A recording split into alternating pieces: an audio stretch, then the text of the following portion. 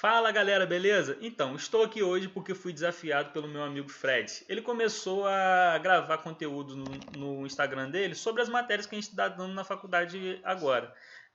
Então, ele desafiou a mim e alguns outros amigos para que a gente pudesse trocar esse conhecimento. Além disso, a gente decidiu criar um Instagram só para falar de assuntos de medicina, curiosidades. E se você se interessa por isso, segue a gente lá que eu tenho certeza que você vai gostar e muito. Hoje eu decidi falar sobre os exames de imagem durante esse período de coronavírus. É, como eles podem ser um aliado dos profissionais de saúde que estão atuando nesse momento.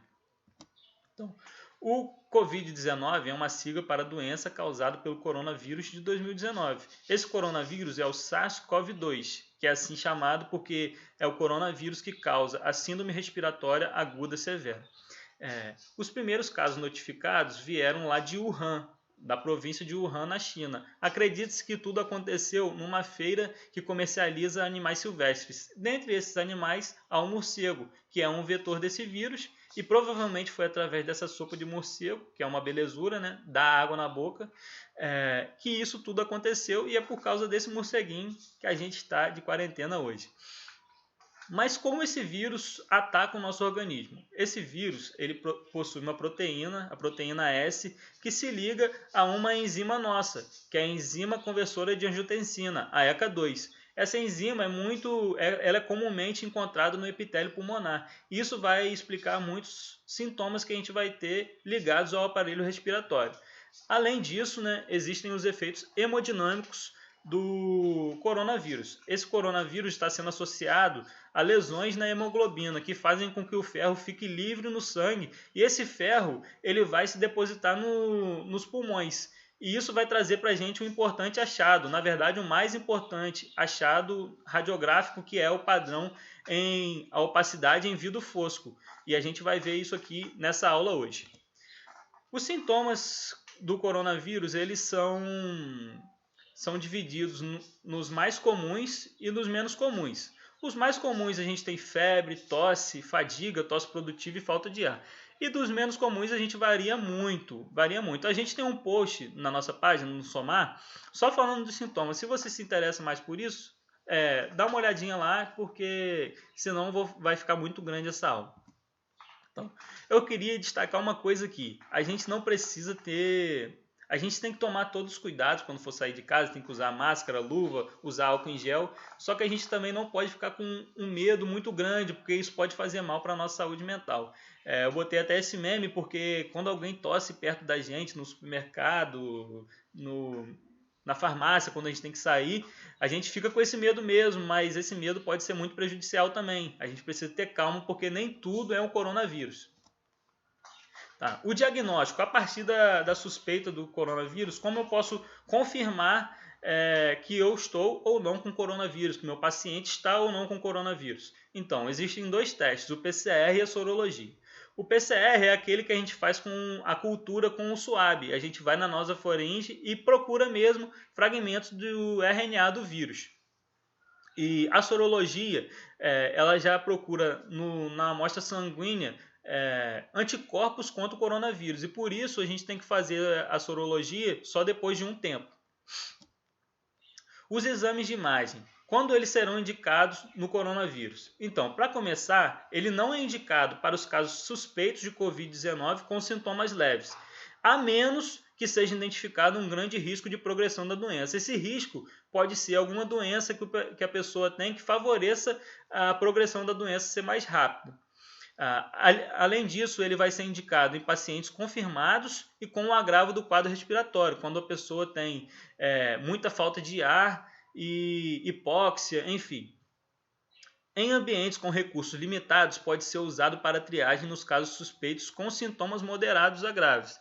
Aqui, em nenhum momento falou do diagnóstico ser utilizado, ser feito por exames de imagem. Tem muita gente falando que os exames de imagem podem ser usados para fazer diagnóstico, mas não. Eles podem fazer uma triagem só para avaliar os agravos, tá, pessoal? O acometimento do pulmão da pessoa com coronavírus.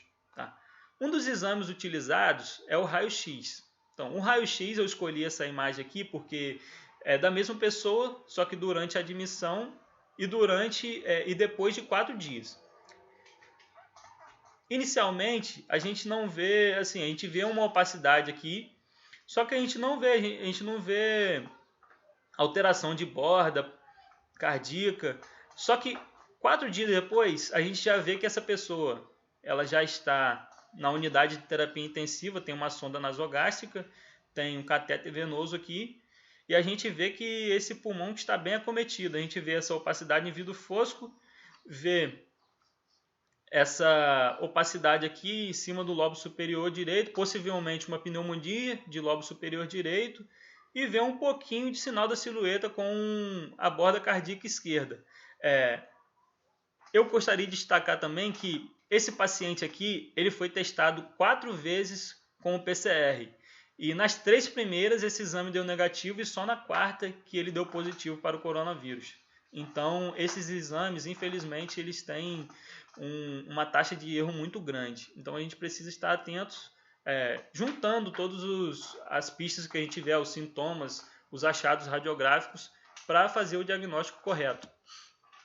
Um outro exame é o ultrassom. Ele pode ser útil nos estados críticos e a gente vai identificar alguns padrões específicos, que são eles: linhas B, linha pleural irregular, consolidações subpleurais, consolidação alveolar e aparecimento de linhas A.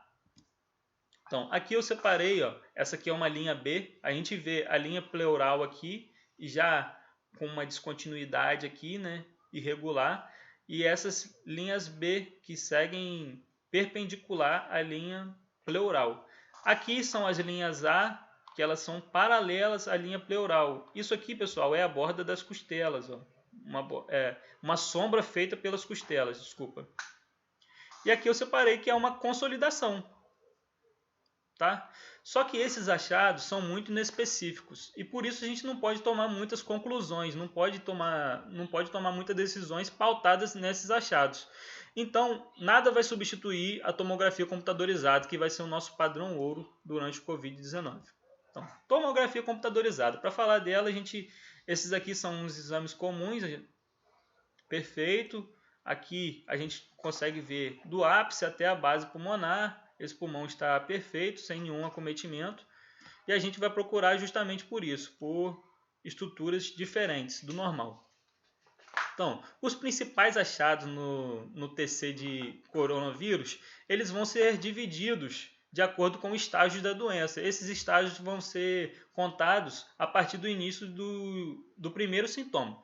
Então, o estágio inicial, ele é do primeiro dia dos sintomas até o 4º dia. Na maioria dos casos, né, na verdade, na metade dos casos, o exame apresenta-se sem alterações significativas e, em alguns casos, vai apresentar essa opacidade em vidro fosco, opacidades multifocais bilaterais ou lesões pulmonares, sempre com distribuição periférica. No estágio progressivo, de 5 a 8 dias, há um aumento da opacidade em vidro fosco e a pavimentação passa a ter uma aparência diferente. Em alguns poucos casos, o exame ainda pode estar normal, pode apresentar consolidação, em muitos casos, acometimento bilateral, distribuição periférica e opacidades reticulares. Agora eu trouxe alguns exames para a gente ver alguns achados. Feminino, 59 anos, febre após viagem internacional, PCR positivo para o SARS-CoV-2. TC feita 5 dias após o surgimento dos sintomas.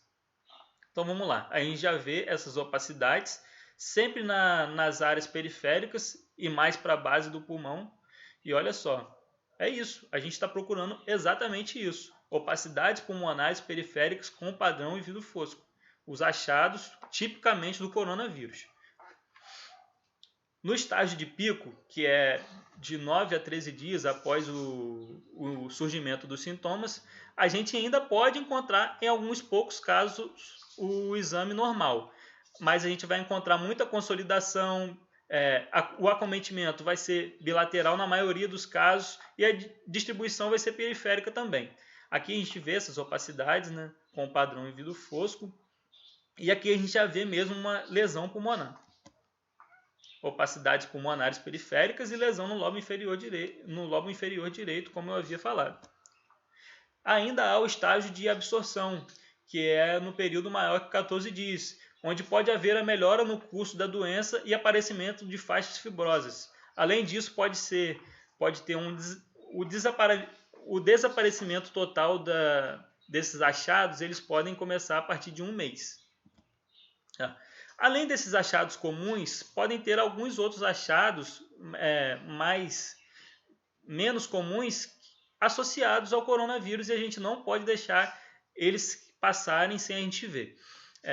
Eu vou citar alguns aqui e vou mostrar também. Linfadenopatia mediastinal, derrame pleural, sinal da árvore em brotamento, múltiplos nódulos pulmonares, pneumotórax e cavitação. Aqui a gente vê que há um aumento dos linfonodos mediastinais e dos axilares. Isso aqui é um quadro de linfadenopatia mediastinal. Aqui é um caso de derrame pleural e a gente consegue ver aqui também um espaçamento dos septos alveolares.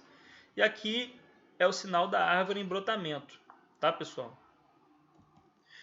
O que eu separei para falar é isso. Espero que vocês tenham gostado. Vai lá na página do Somar, porque eu tenho certeza que você vai gostar muito dos conteúdos que a gente está postando. Muito obrigado pela atenção. Valeu!